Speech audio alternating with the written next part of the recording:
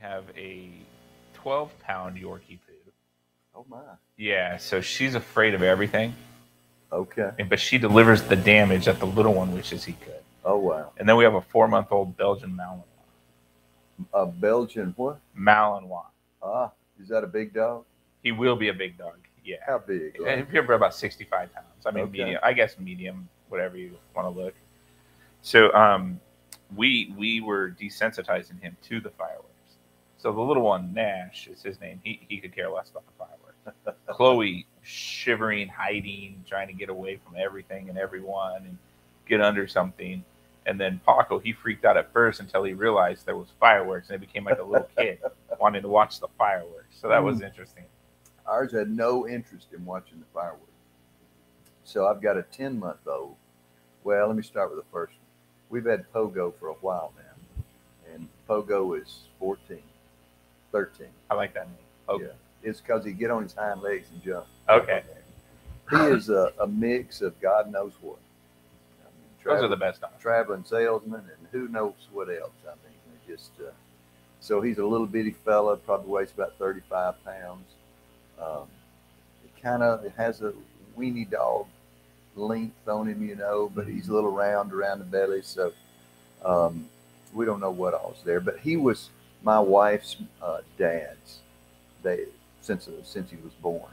So, and then when he passed away, her stepmom got him. And when her stepmom decided to move to North Carolina, they couldn't have dogs in this building they were moving into. So we took Pogo till we could find a home for him, and we found a home for him. I was going to say, it sounds like you found a home. So, and right now he's going deaf. Mm-hmm. So he actually enjoyed it a little bit more last night than the 10-month-old border collie we have. And he's a beautiful dog, extremely athletic. But I mean, he's so big, but that you forget that he's just a baby. Yeah. And so he wasn't a fan of him. He kept trying to get up in the bed with me. Finally, I just had to let him. Oh. And he's a big old baby. So, but yeah, the dogs. Coffee. So far, we're coffee shops. We're dogs. Lucas, you got anything you want to throw in? I mean, not really. Me and my wife are sort of like, we have a divorced dog right now. A divorced dog? I mean, we have a dog that's got a like drinking habit and a smoking habit too. I mean, I know. Sounds like your dog's part of the countryside. Exactly. Well, I mean, we've got a dog that belongs to both my wife and her brother, but mostly her brother.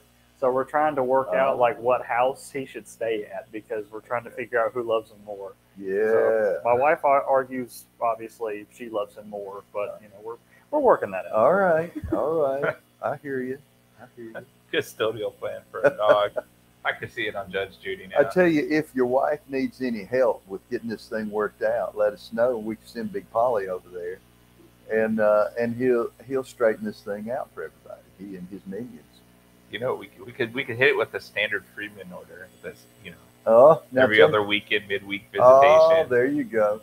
You might wind up with 2 weekends a month, and a month in the summertime. Yes, 6 weeks. 6 weeks. Just as long as he doesn't shed everywhere in our house. That's all I want. I don't want him shedding everywhere. You look. That'd be like a dog saying, "Look, I'm okay with the people that live here, but I'm not going to put up with them eating animals or whatever." Yeah. They're gonna. You don't get the call that, I don't think, Lucas. Well, so far it's been a tremendous show on real estate. So I want to say this before we get started on a couple of things. We may just have to say the words real estate a couple of times during the show. Just make it official. When Brad's out of town, we kind of talk about whatever we want to. So gotta have some fun stuff. Is he at the beach? Well, we can't actually give it. It's either the beach or they could be on one of those Elon Musk tours to the moon or something. You never know. Gotcha. Yes. Parts unknown. We may have to send you out to find him. Get him back to work. Where's Brad instead of where's Waldo? Where's Brado? Exactly. So I know someone from this office, and it's not Brad, is at the beach.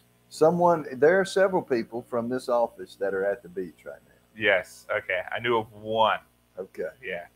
Several people.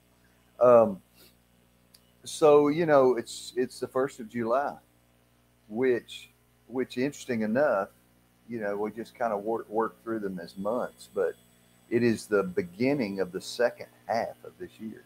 Yes. I mean, how quickly the first half of this year disappeared. So what goals did you have set for this year?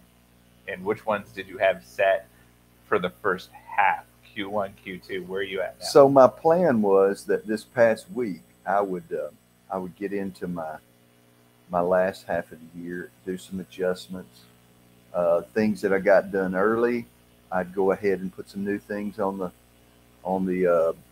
my goals, and things that I didn't get to yet, I would decide whether I want to keep them or move them to next year. That kind of thing. I work through all of it. But we had a visitor at our house this past 10 days. COVID showed up for me the first time, and for my wife the second time. And so I didn't feel like doing any of that. And so this coming weekend, she and I both are going to dig into our goals and check ourselves and see what we got done, what we didn't get done. And it's kind of interesting.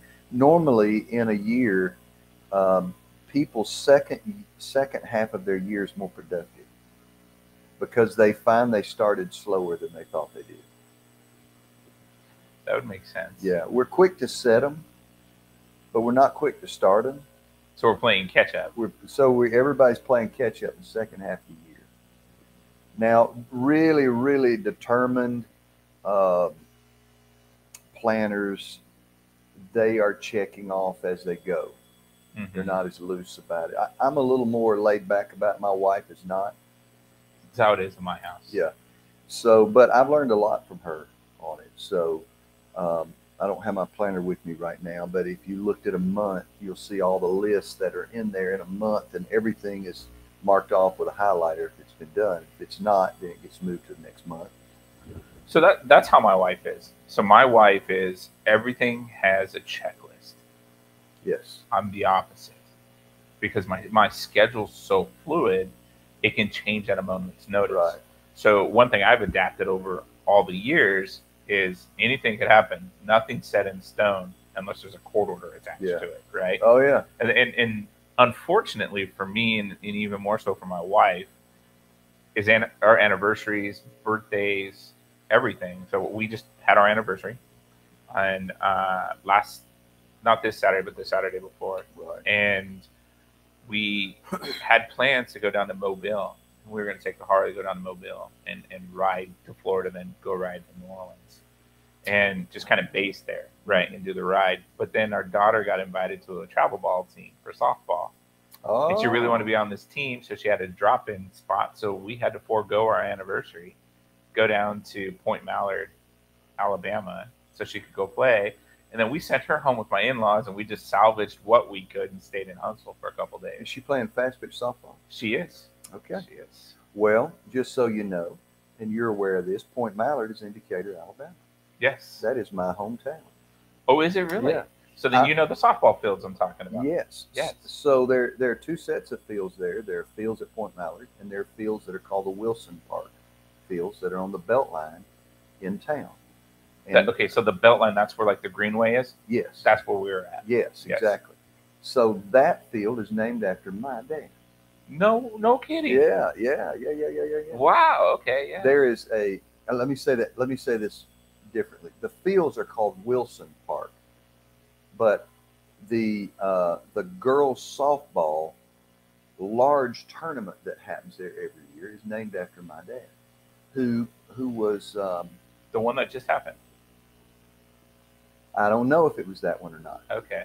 I don't know if it was that one or not, because there could be one big. They're huge tournaments. That gives me goosebumps. Oh, man. yeah. That is so cool. So my mother still lives there. She owned a sporting goods store there for years. And my dad, he coached. He was upset because girls weren't getting the same opportunities that boys were getting Mm-hmm. in sports. So he started teaching. He pitched. He was a fast pitch pitcher when he was a young in his 20s and early 30s, like one of the best in the country. So he started teaching girls to do fast pitch, Wow. and they would come from everywhere. And I mean, at one point, even Jenny Finch, who was Olympic pitcher for the U.S., he did some coaching with her on her pitching game. Yeah. Okay. Yeah. So that's neat that you guys were at Point Mallard. What a neat place. Oh yeah. I think I was in the 3rd grade, which would have been maybe 73. I'd say it had to be somewhere right around when we got color TV, right? Yeah, that's exactly right. Lincoln had just been buried, and I like that redirect, by the way. That's right. And so when Point Mallard showed up, it was the first wave pool in America. No joke. Was in Little Decatur, Alabama. Imagine that. And we were in that wave pool every day. It was the coolest thing. It was like being at the beach. I like that part of northern Alabama. The whole time I thought you were from Kentucky. No. Right there, grew up on the Tennessee River. Yeah. Right there where Decatur's right on the river. Yeah. So, and it's having a little resurgence now because Huntsville is just such expanding a and growing. Boom. Do you know that Huntsville is the PhD capital of America? And it is just past Birmingham this past year in population. It's the largest city in Alabama. Oh, is it really? Mm-hmm. I saw my first Lamborghini SUV in Huntsville. Really? This past when we it's were a very wealthy area. Yeah. Oh yeah. Oh yeah. Which, by the way, is part of what has made the real estate between Nashville and Huntsville all of a sudden boom. Spring Hill, Columbia, all the way down that way in southern Tennessee, middle Tennessee, and northern Alabama, just booming because people will live in between the two. They can work in either Huntsville. My next door neighbor. So I live in Marshall County, which is 2 counties from the border, right? Yes. So I'm almost halfway between Nashville and Alabama. So sometimes we'll flip a coin. Do we want to go to Nashville for a night or do we want to go to Huntsville for a night? Now, are you in Chapel Hill? I am, Chapel Hill. Do you know Elizabeth, who just started to work here today? I don't know. I'd have to see her. She's from Chapel Hill. Oh, is she really? Yeah. Oh, wow. But back to the point, and make sure you introduce me to her because obviously I want to know everybody here. But my next door neighbor is an engineer, and he drives to Huntsville every day for work. Oh, yes. Yeah. I mean, it's a great place to have those two cities now doing so well. I've got friends that live in Decatur, where I'm from, who drive to Spring Hill, to the automotive plant. Yeah. There. I was reading something every day, and I think it might have been on the iHeart Columbia Facebook page. Mm-hmm. But it said there was supposed to be 1 million people moving in between Columbia and the border off of the I-65 corridor. That is wow. 1 million people. Can you imagine that? Yeah. That just blows my mind. And I can see it because, obviously living in that area, I mean, it's just blowing up everywhere. Well, you get tax-wise, you get huge tax breaks living in Tennessee. Oh, yeah. And then you can drive right across the border, work in Huntsville. So. We're the trucking hub of the country too, with Nashville. Because I mean, look at all the states that you can get to within 2 hours. Within 4 hours, 2/3 of the country's population lives within 4 hours of Nashville. Yeah, it's insane. Yeah. It's insane. I can't believe it's taken so long for Nashville to pop. Look, tell me about this little gig you brought in. I had to bring this in to show it to you right here. This right here, let me move it here so you can see a little bit better. This is a GPS tracking device. GPS tracking device. So we had a client said some things weren't making sense. They were being questioned about where they were, and they had a fear that they might be being tracked somehow. So we checked their car, and sure enough, we find a magnetic box. Now, how do you check the car? So we have 2 ways, right? So we have equipment that is designed to pick up. So ultimately, these are little cell phones that don't receive calls. They just put out data bursts. So you remember when phones first came out, if you got them too close to your car radio, do that. Did you hear that, Lucas? So you remember when phones first came out? Cell phones. I don't know what you and Alexander Graham Bell did as kids. But... we would run up that telephone pole in the backyard. And I was about to say, phone Tony, didn't you know Alexander Graham Bell? That's right. I knew Mr. Bell. But do you remember that sound the phones would make when you had them too close to the radio in your car? Oh, yeah. So they still put out that pulsating, but instead of being like 3 or 4 watts, they're like 100 milliwatts now, which is like 1/10 of a watt. They're just that sophisticated. So we have equipment that's designed to pick up that pulsating and pick it up when it comes. I think I found 2 with this $7,500 piece of equipment. Every time I find these, it's with a flashlight on a creeper with my eyes. So you can't really hide them. You know, if someone's just doing a stick and go, it's under a car, you know, or they're, you know, it's a spouse hiding it under a seat or in a tire well or in a jack well or something. We just find them that way. You know, very rarely does someone have the time to actually get one professionally installed under the dash, stuff like that. But that was the case with this one. I looked up and it was sitting on top of the bumper. So it went in underneath. It was on the Toyota RAV4. And you can look up on the steel 4x4 or like a 2x2 post in the back. And it was sitting right there in a little magnetic box. That is wild. Now, was that one of our deals or was that? No, it was something completely different. Work, totally different. Completely different. Yeah, some people don't realize I actually have an investigation company that's based in Franklin. So our office is on the square in Franklin, but we also have an office in Memphis, an office in Chattanooga, an office in Knoxville. We got an office in San Diego, California, and then we have an office in Mississippi. You ever do any work with bail bondsmen? We did in the many years ago. It doesn't pay. It doesn't pay.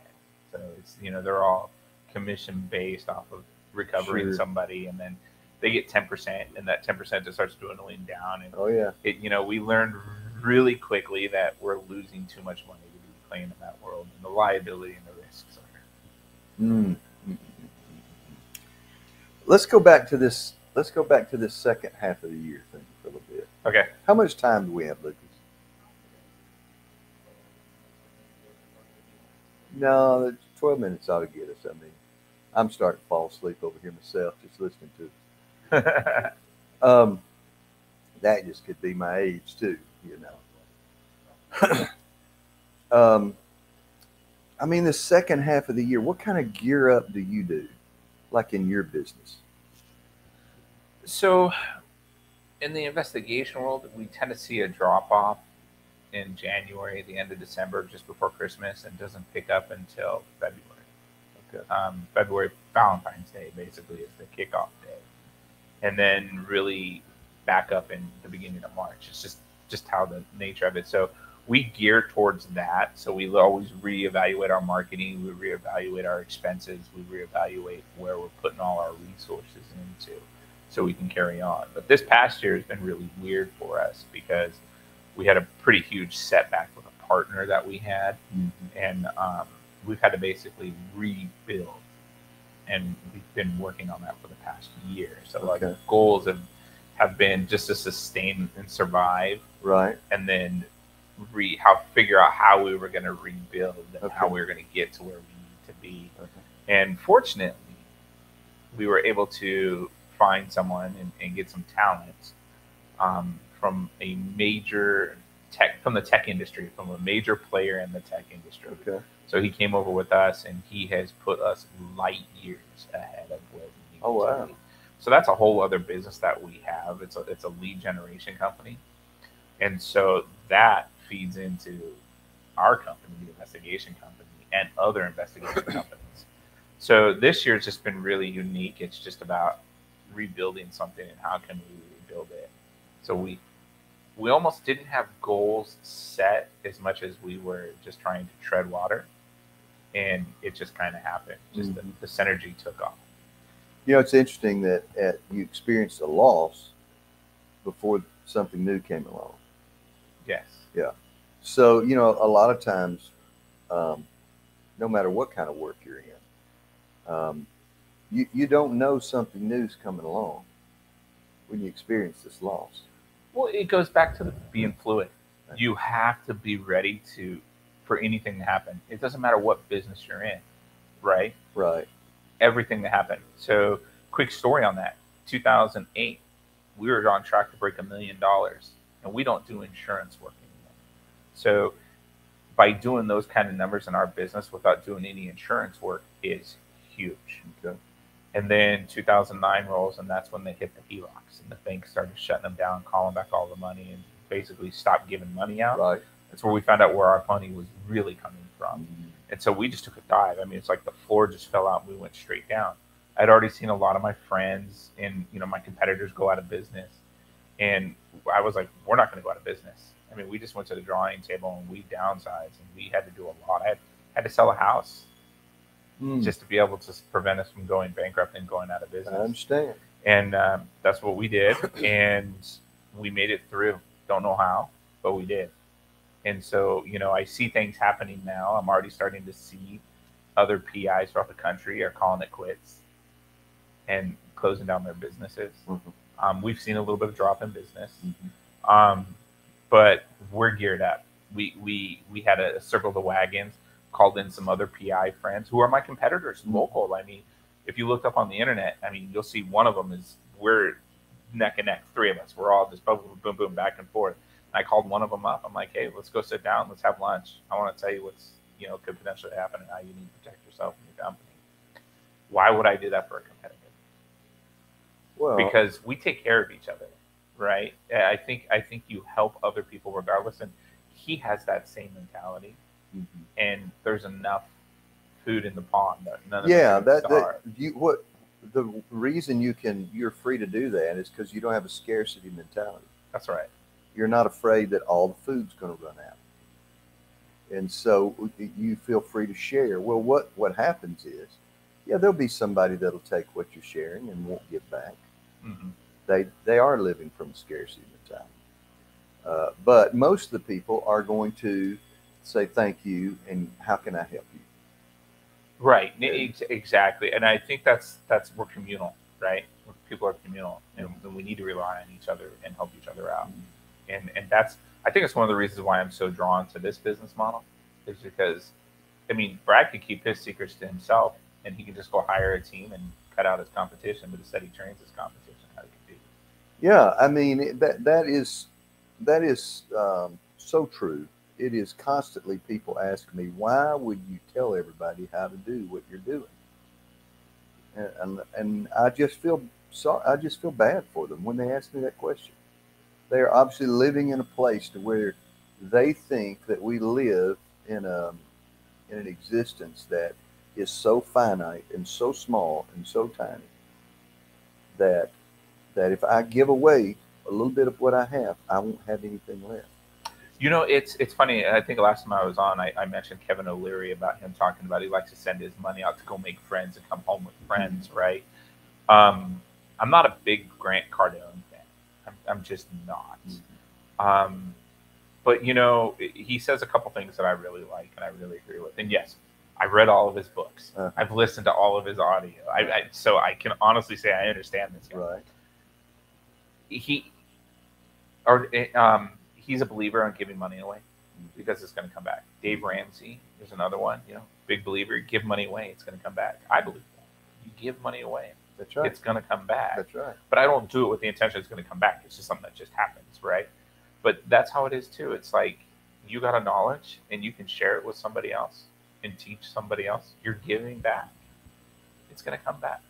Mm-hmm. And that scarcity mentality you're talking about. It is. It's I think about our apprentices and how difficult it can be in the beginning of a new direction you're going in, say in this program.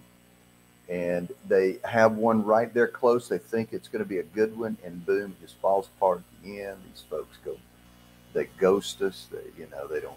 We don't know what's happened to them. Everything just seems like it's going bad, and it's tough. It makes you think about just giving up.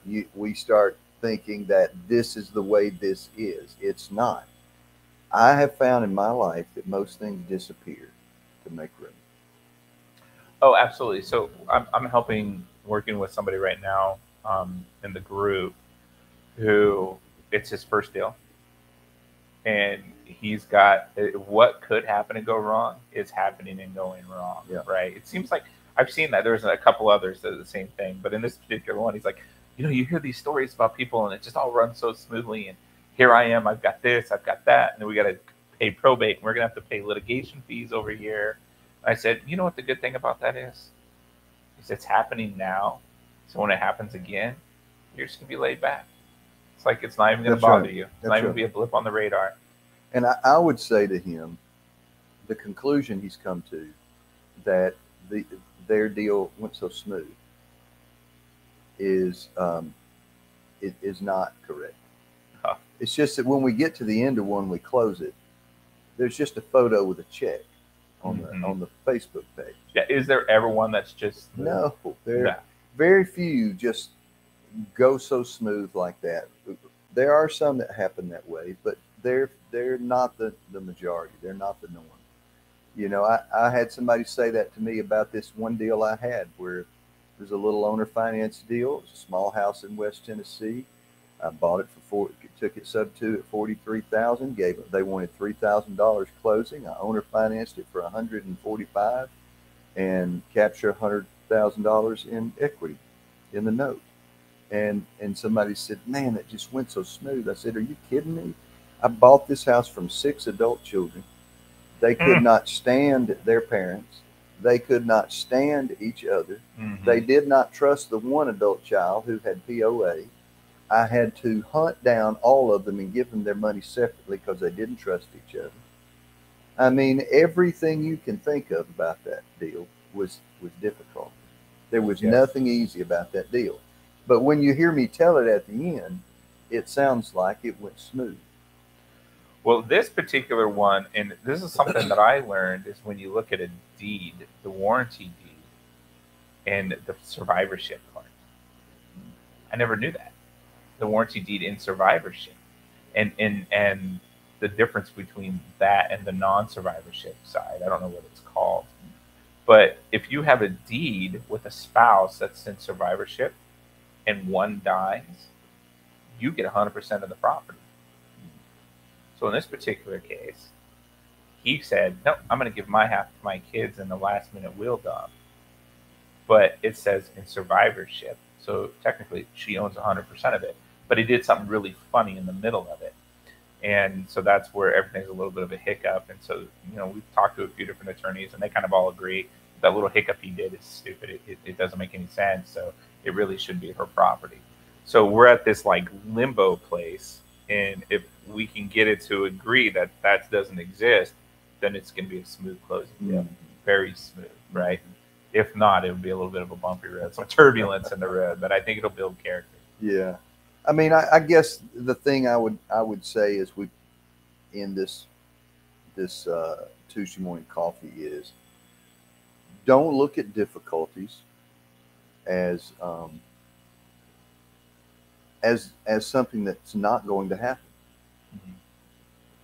I mean, you need to expect things to be difficult. I mean, you're buying someone else's problem. We're buying someone else's problem. That's a good way to put it. If it were easy and going right, they wouldn't be calling us. So our norm needs to be, our mindset needs to be, this is going to have difficulty with it. And I'm not going to fold when that difficulty shows up. Sometimes you just have to wait. I have one right now that I'm dealing with. And I won't go into all the details of it because we're coming to a close. We'll talk about it another time. But so that's one thing. Expect difficulty when you're buying someone else's problem. And the second thing I would say that I'm bringing out of this is stop looking at loss as meaning the pie is now smaller. The pie is never small. I mean, just think about it for a second. We exist here on this planet, and we see things in such a finite, limited way. We forget that billions of people have existed before us.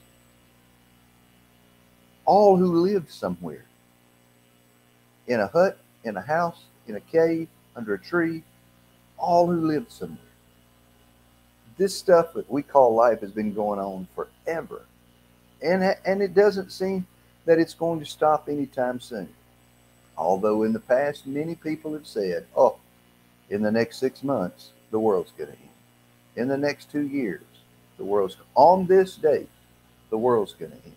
And guess what? I'm here. And there's even been people here before who were as ignorant about life as I am. So I just want to encourage you, don't look at loss as something that is removing some of what you have, and that puts us in a mindset of being a victim. So life is not easy. It's going to be tough. And and so we've got to stay focused on what's ahead for us. We got to stay focused and not give in to negativity, and keep a positive attitude.